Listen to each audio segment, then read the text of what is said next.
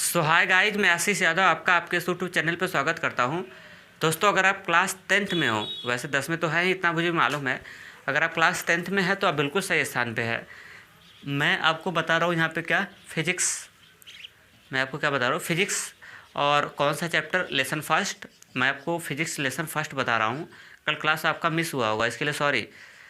तो उसमें हम क्या बता रहे थे, मतलब प्रकाश का परावर्तन और अपवर्तन जो चैप्टर था, इसको हम स्टार्ट किए थे।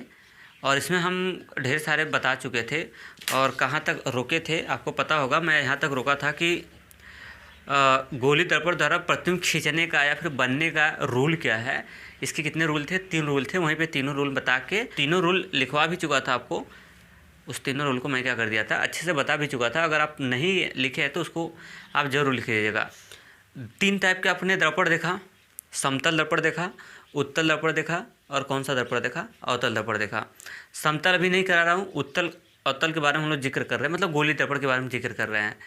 तो गोली दर्पण में इसके पहले जो हम बताए थे कि खींचने के नियम, 3 रूल आपको सिखाया था। किसी दर्पण द्वारा गोली दर्पण द्वारा प्रतिबिंब बनने के कितने रूल बताया था, मैं 3 रूल बताया था।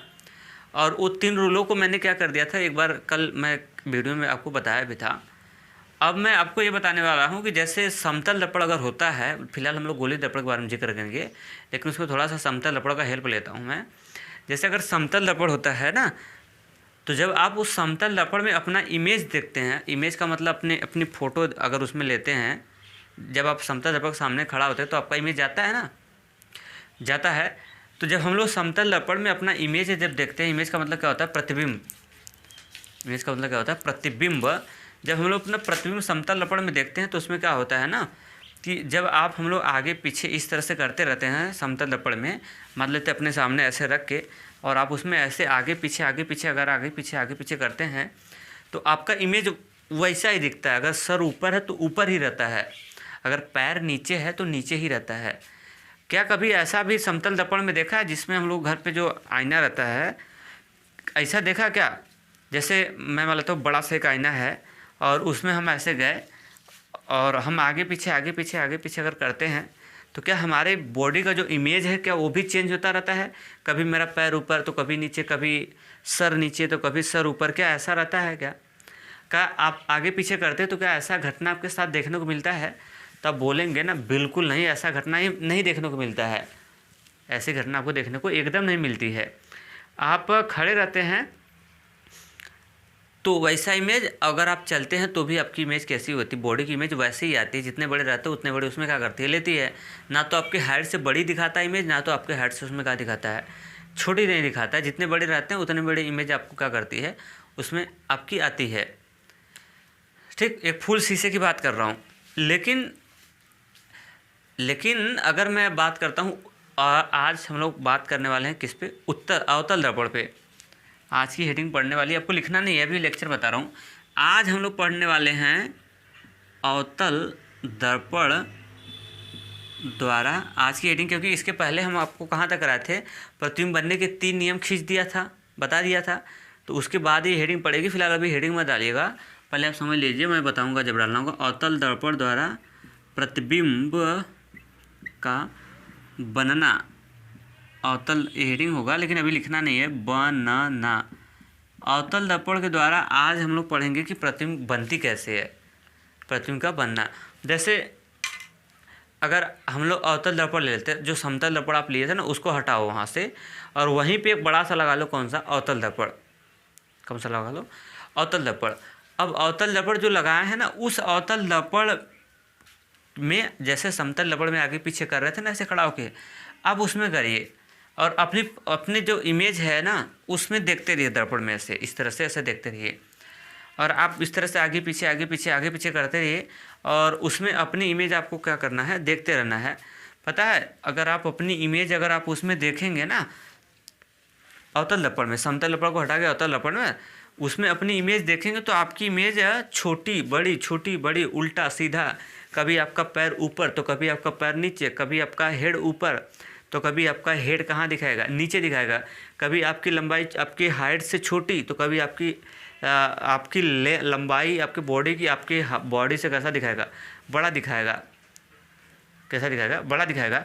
ऐसा सिचुएशन आपको अवतल दर्पण में देखने को मिलेगा।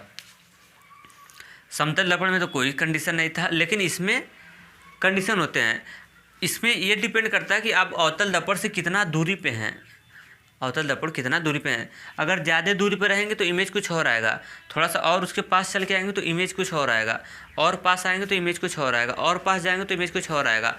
उसके ज़्यादा करीब हो जाएंगे, दर्पण यहाँ पे रखा है, पहले आप जैसे इतना दूर पे थे, जैसे ये दर्पण है, क्या है, जैसे ये दर्पण है और आप पहले आप यहाँ थे और इस दर्पण में अपना इमेज देख रहे हैं, तो इमेज कुछ और दिखाएगा।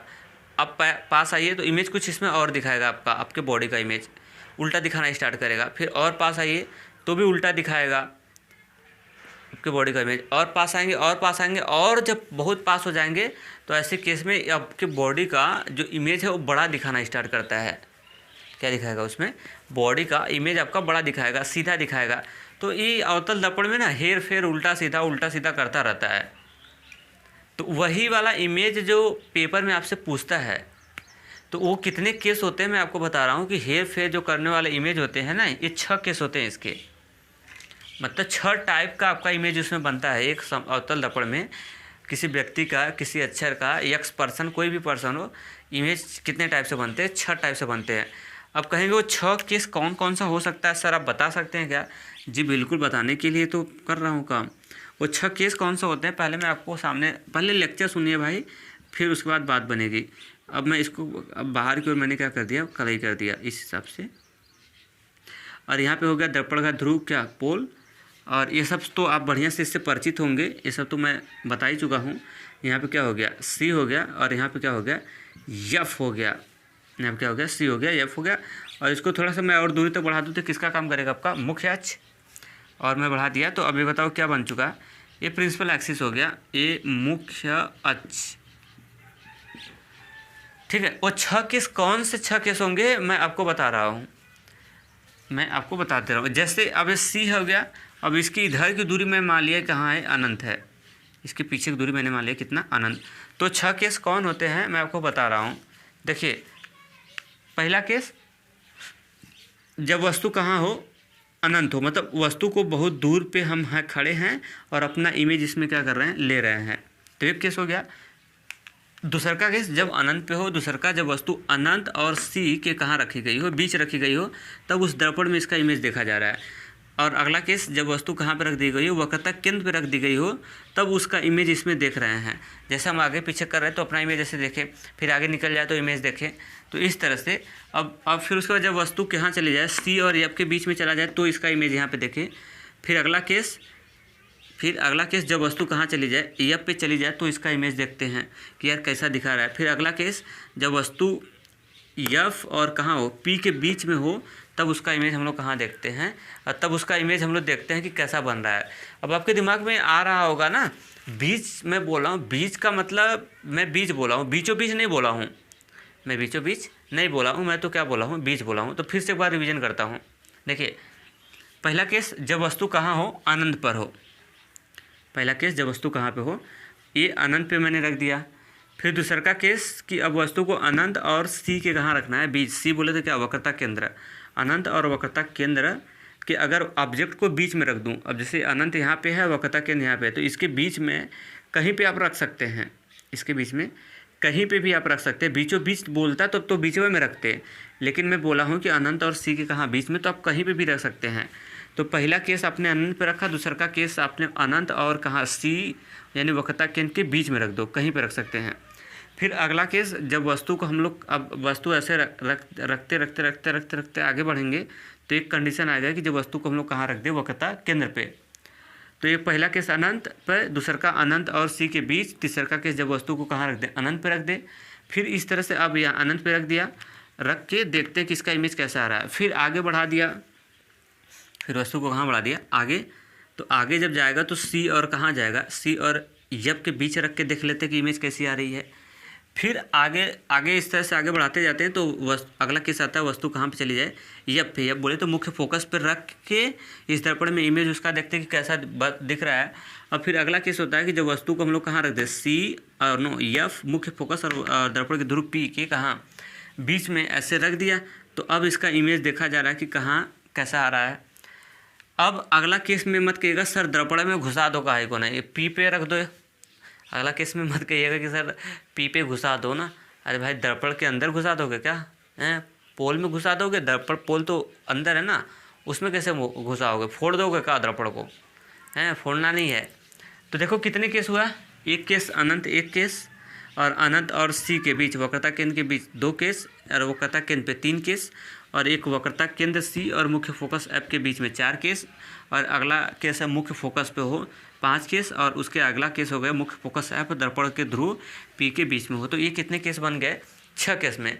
तो इन 6 केस में जब वस्तु आगे पीछे करते हैं ना, तो उसका जो इमेज होता है, वो इमेज जो होता है वो अलग अलग बनता है। तो वही आपको यहाँ पे क्या करना है, जानना है। अब आपके दिमाग में किसी बच्चे के क्या इतना समझा क्या? वही इमेज हम लोग यहाँ पे क्या करेंगे, सीखेंगे।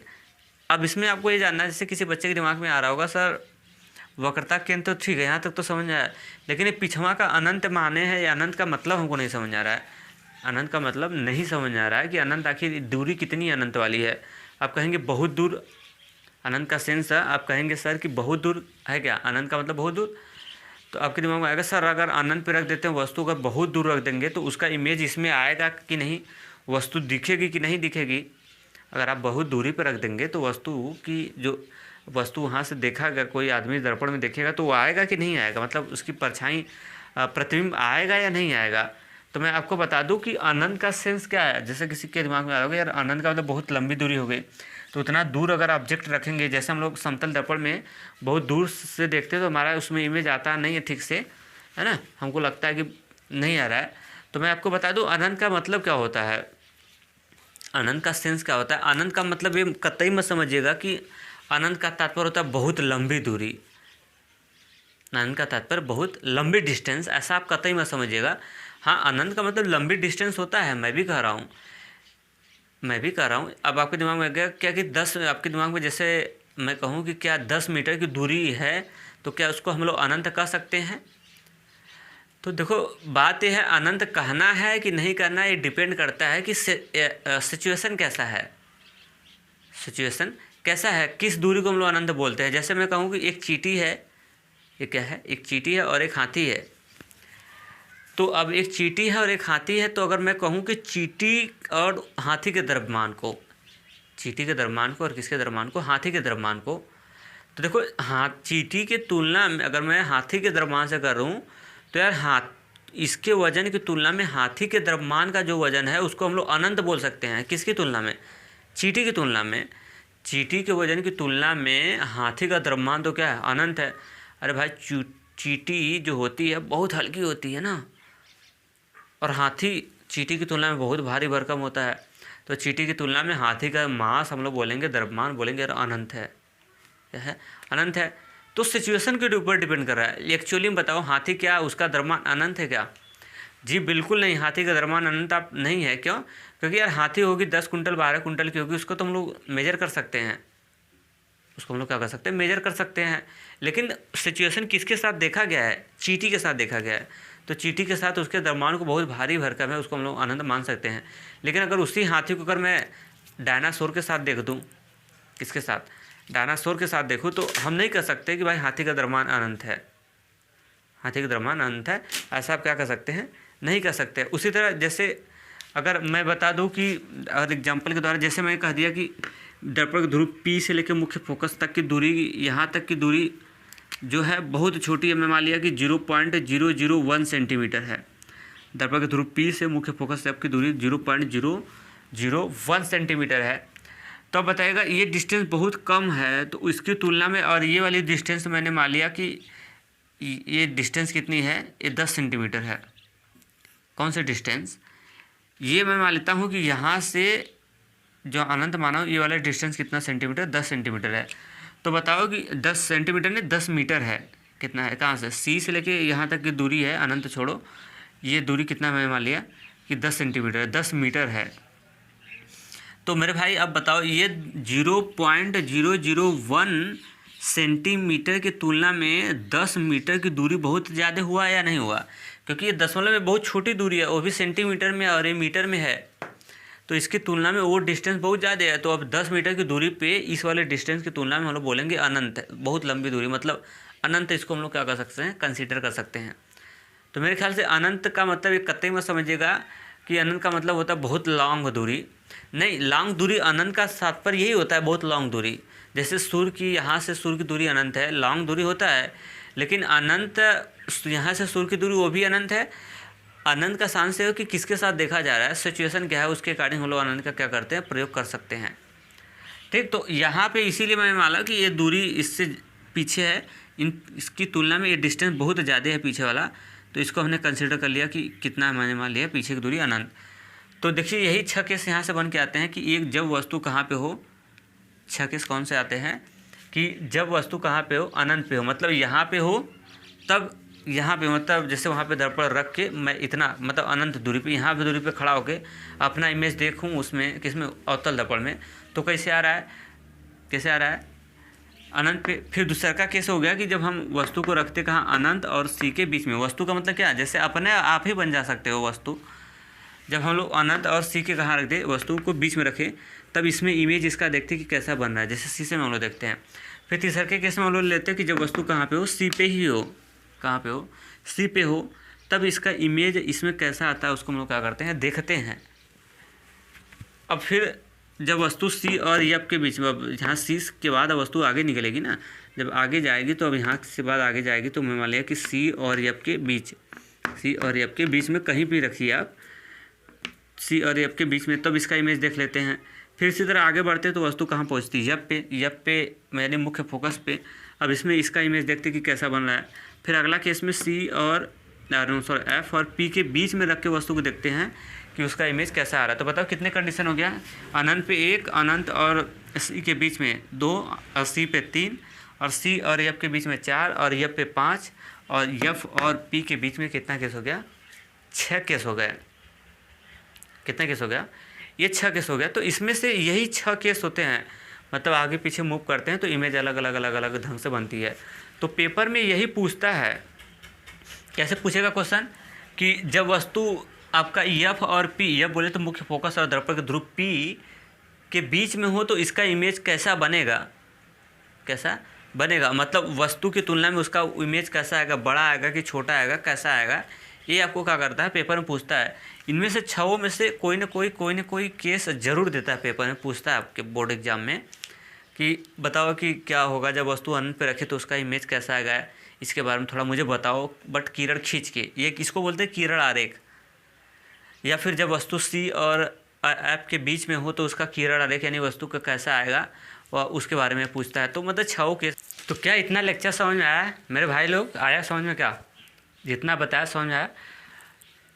मैं आपको पूरा मेरा पर्पज़ ये नहीं है कि मैं आपको रटवा पाऊँ, रटवा तो नहीं पाऊँगा। देखो जितना मेरे पास नॉलेज है मैं आपको पूरा नॉलेज दूंगा, लेकिन उसके लिए एक शर्त।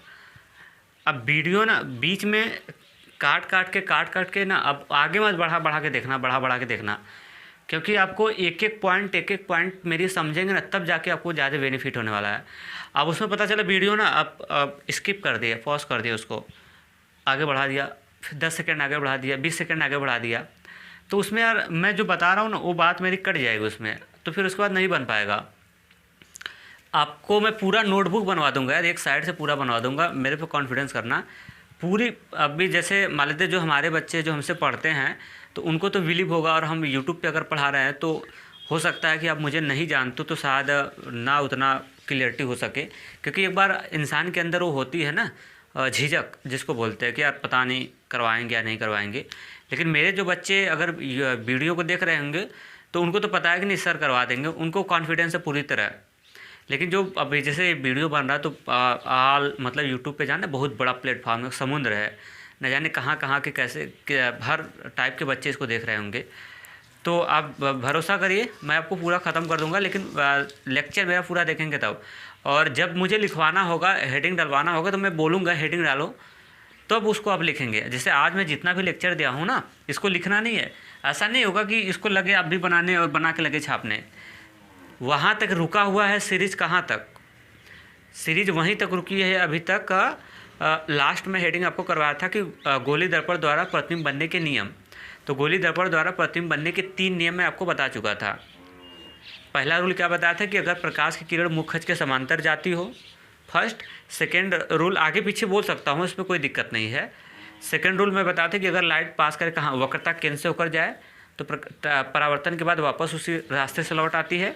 और तीसरा रूल बताया था कि यदि प्रकाश की किरण कहाँ से पास हो, मुख्य फोकस से जाए तो दर्पण से टकराने के बाद मुख्य अक्ष कहाँ हो जाती थी, समांतर हो जाती थी। ऐसा बताया था, 3 प्रोसेस में बताया था गोली दर्पण के लिए। अवतल के लिए भी एप्लीकेबल है, उत्तल के लिए। तो यहीं तक आप रोके रहिएगा।